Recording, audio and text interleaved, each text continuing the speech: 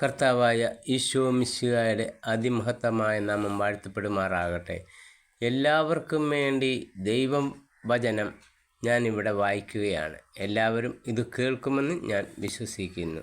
നിങ്ങളെ എല്ലാവരും ദൈവം സമാധാനത്തിൽ നയിക്കട്ടെ. ആമീൻ. ഉൽപ്പത്തി പുസ്തകം 14-ാം അധ്യായം. ലോത്തിനെ രക്ഷിക്കുന്നു. ഷീനാർ രാജാവായ അംറാഫേൽ, എല്ലാസർ രാജാവായ അരിയോക്ക്, ഏലാം രാജാവായ കേദാർ ലോവോമർ, ഗോയിം രാജാവായ തീദാൽ എന്നിവർ തങ്ങളുടെ ഭരണകാലത്തെ സോദോം രാജാവായ ബേറ, ഗൊമോറ രാജാവായ ബിർഷ, അദമ രാജാവായ ഷീനാബ്, സെബോയിം രാജാവായ ഷെമംബർ, ബേല അതായത് സോവാർ രാജാവ് എന്നിവരോട് യുദ്ധം ചെയ്തു. ഇവർ സിദ്ദീം താഴ്വരയിൽ അണിനിരന്നു. അതിപ്പോൾ ഉപ്പുകടലാണ്. ഇവർ 12 വർഷം കേദോർ ലോവോമോറിന് കീഴടങ്ങി കഴിയുകയായിരുന്നു. എന്നാൽ 13-ാം വർഷം അവർ അവനെതിരെ പ്രക്ഷോഭം കൂട്ടി. 14-ാം വർഷം കേദോർ ലാവോമറും കൂടെയുണ്ടായിരുന്ന രാജാക്കന്മാരും ചെന്ന് അഷ്തരോത്ത്, കർണായിമിൽ റഫായിമുകളെയും ഹാമിൽ സൂസീമുകളെയും ഷാവ കിരിയാത്തായിമിൽ ഏമീമുകളെയും സെയിർ മലകളിൽ ഹോര്യരെയും അടിച്ചമർത്തി. അവർ മരുഭൂമിയുടെ അതിർത്തിയിലുള്ള എൽ പാരാൻ വരെ എത്തി. അവർ പിന്തിരിഞ്ഞ് എൻ മിഷ്പാത്തിൽ അതായത് കാദേശിൽ ചെന്ന് അമലേക്യരുടെ നാടു കീഴടക്കി ഹസസോൻ താമാറിൽ പാർത്തിരുന്ന അമോര്യരെയും തോൽപ്പിച്ചു. അപ്പോൾ സോദോം, ഗൊമോറ, അദമ, സെബോയിം, ബേല അതായത് സോവാർ എന്നിവിടങ്ങളിലെ രാജാക്കന്മാർ സിദ്ദീം താഴ്വരയിൽ ഏലാം രാജാവായ കേദോർ ലാവോമർ, ഗോയിം രാജാവായ തീദാൽ, ഷീനാർ രാജാവായ അംറാഫേൽ, എല്ലാസർ രാജാവായ അരിയോക്ക് എന്നിവർക്കെതിരെ യുദ്ധത്തിനായി അണിനിരന്നു. 4 രാജാക്കന്മാർ 5 പേർക്കെതിരെ. സിദ്ദീം താഴ്വര നിറയെ ചെളിക്കുണ്ടുകളായിരുന്നു. സോദോമിലെയും ഗൊമോറയിലെയും രാജാക്കന്മാർ പിന്തിരിഞ്ഞോടിയപ്പോൾ ഈ കുഴികളിൽ വീണു.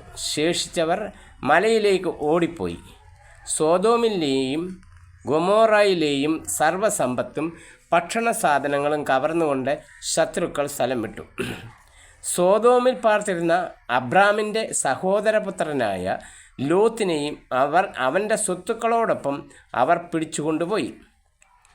രക്ഷപ്പെട്ട ഒരുവൻ ചെന്ന് ഹെബ്രായനായ അബ്രാമിനെ വിവരമറിയിച്ചു. താനുമായി സഖ്യത്തിലായിരുന്ന എഷ്കലോലിൻ്റെയും അനാറിൻ്റെയും സഹോദരനായ മാമറെ എന്ന അമോരിൻ്റെ ഓക്കുമരത്തോപ്പിനടുത്താണ് അബ്രാം താമസിച്ചിരുന്നത്. സഹോദരൻ തടവുകാരനാക്കപ്പെട്ടെന്ന് കേട്ടപ്പോൾ തൻ്റെ വീട്ടിൽ തന്നെ ജനിച്ചു വളർന്നവരും പയറ്റിത്തെളിഞ്ഞവരുമായ 318 പേരോടൊപ്പം അബ്രാം ദാൻ വരെ അവരെ പിന്തുടർന്നു. രാത്രി അവൻ തൻ്റെ ആളുകളെ പല ഗണങ്ങളായി തിരിച്ച് ശത്രുക്കളെ ആക്രമിച്ചു തോൽപ്പിച്ചു. ദമാസ്കസിന് വടക്കുള്ള ഹേബ വരെ ഓടിച്ചു. അവൻ സമ്പത്തൊക്കെയും വീണ്ടെടുത്തു. ചാർച്ചക്കാരനായ ലോത്തിനെയും അവൻ്റെ വസ്തുവകകളെയും സ്ത്രീകളെയും ജനങ്ങളെയും തിരികെ കൊണ്ടുവന്നു. മെൽക്കിസദേക്ക് കേദോർ ലോവോമറയെയും കൂടെയുണ്ടായിരുന്ന രാജാക്കന്മാരെയും തോൽപ്പിച്ച് മടങ്ങി വന്ന അബ്രാമിനെ എതിരേൽക്കാൻ സോദോം രാജാവിൻ്റെ താഴ്വര എന്നറിയപ്പെടുന്ന ഷാവി താഴ്വരയിലേക്ക് ചെന്നു.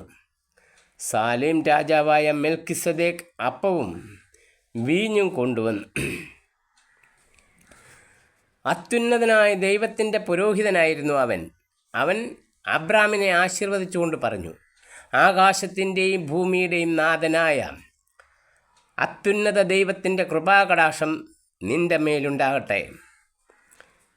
ശത്രുക്കളെ നിൻ്റെ കയ്യിൽ ഏൽപ്പിച്ച അത്യുന്നത ദൈവം അനുഗ്രഹീതൻ.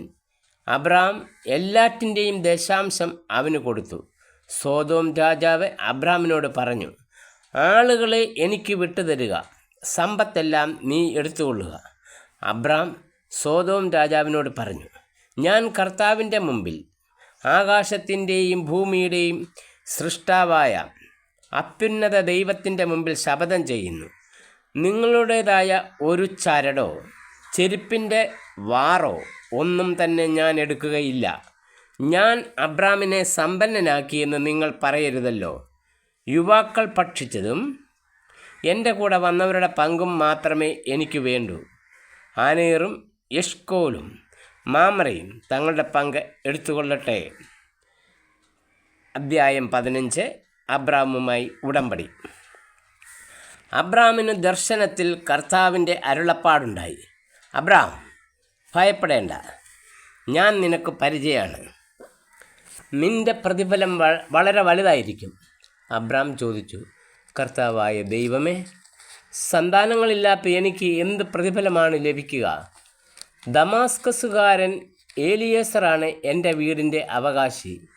അബ്രാം തുടർന്നു, എനിക്കൊരു സന്താനത്തെ അവിടുന്ന് തന്നിട്ടില്ല. എൻ്റെ വീട്ടിൽ പിറന്ന ദാസരിൽ ഒരുവനായിരിക്കും എൻ്റെ അവകാശി. വീണ്ടും അവന് കർത്താവിൻ്റെ അരുളപ്പാടുണ്ടായി, നിന്റെ അവകാശി അവനായിരിക്കുകയില്ല, നിന്റെ മകൻ തന്നെയായിരിക്കും. അവിടുന്ന് അവനെ പുറത്തേക്ക് കൊണ്ടുവന്നിട്ട് പറഞ്ഞു, ആകാശത്തേക്ക് നോക്കുക, ആ കാണുന്ന നക്ഷത്രങ്ങളുടെ എണ്ണമെടുക്കാൻ കഴിയുമോ? നിന്റെ സന്താന പരമ്പരയും അതുപോലെയായിരിക്കും. അവൻ കർത്താവിൽ വിശ്വസിച്ചു, അവിടുന്ന് അത് അവന് നീതീകരണമായി കണക്കാക്കി. അവിടുന്ന് തുടർന്ന് അരുളി ചെയ്തു, ഈ നാട് നിനക്ക് അവകാശമായി തരാൻ വേണ്ടി നിന്നെ കൽദായരുടെ ഊറിൽ നിന്ന് കൊണ്ടുവന്ന കർത്താവാണ് ഞാൻ. അവൻ ചോദിച്ചു, ദൈവമായ കർത്താവേ, ഇത് സംഭവിക്കുമെന്ന് ഞാൻ എങ്ങനെ അറിയും? അവിടുന്ന് കൽപ്പിച്ചു, 3 വയസ്സ് വീതം പ്രായമുള്ള ഒരു പശുക്കിടാവ്, ഒരു പെണ്ണാട്, ഒരു മുട്ടനാട് എന്നിവയെയും ഒരു ചെങ്ങാലിയെയും ഒരു ഇളം പ്രാവിനെയും എനിക്കായി കൊണ്ടുവരിക. അവൻ അവയെല്ലാം കൊണ്ടുവന്നു. അവയെ 2 പിളർന്ന് ഭാഗങ്ങൾ നേർക്കുനേരെ വെച്ചു. പക്ഷികളെ അവൻ പിളർന്നില്ല. പിണത്തിന്മേൽ കഴുകന്മാർ ഇറങ്ങി വന്നപ്പോൾ അബ്രാം അവനെ ആട്ടി ഓടിച്ചു. സൂര്യൻ അസ്തമിച്ചുകൊണ്ടിരുന്നപ്പോൾ അബ്രാം ഗാഢനിദ്രയിലാണ്ടു. ഭീകരമായ അന്ധകാരം അവനെ ആവരണം ചെയ്തു. അപ്പോൾ കർത്താവ് അരുളി ചെയ്തു, നീ ഇത് അറിഞ്ഞുകൊള്ളുക, നിന്റെ സന്താനങ്ങൾ സ്വന്തമല്ലാത്ത നാട്ടിൽ പരദേശികളായി കഴിഞ്ഞുകൂടും. അവർ ദാസ്യവേല ചെയ്യും. 400 കൊല്ലം അവർ പീഡനങ്ങൾ അനുഭവിക്കും. എന്നാൽ അവരെ അടിമപ്പെടുത്തുന്ന രാജ്യത്തെ ഞാൻ കുറ്റം വിധിക്കും. അതിനുശേഷം ധാരാളം സമ്പത്തുമായി അവർ പുറത്തു വരും. നീ സമാധാനത്തോടെ നിന്റെ പിതാക്കളോട് ചേരും. വാർദ്ധക്യ പരിപൂർത്തിയിൽ നീ സംസ്കരിക്കപ്പെടും. 4ാം തലമുറയിൽ അവർ ഇങ്ങോട്ട് തിരിച്ചു പോരും. എന്തെന്നാൽ അമോര്യരുടെ ദുഷ്ടത ഇനിയും പൂർത്തിയായിട്ടില്ല. സൂര്യൻ അസ്തമിച്ച് അന്ധകാരം വ്യാപിച്ചപ്പോൾ പുകയുന്ന ഒരു തീച്ചൂള കാണാറായി. ജ്വലിക്കുന്ന ഒരു തീനാളം പിളർന്നിട്ടിരുന്ന കഷ്ണങ്ങളുടെ നടുവിലൂടെ കടന്നുപോയി. അന്ന് കർത്താവ് അബ്രാമിനോട് ഒരു ഉടമ്പടി ചെയ്തു, നിന്റെ സന്താന പരമ്പരയ്ക്ക് ഈ നാട് ഞാൻ തന്നിരിക്കുന്നു.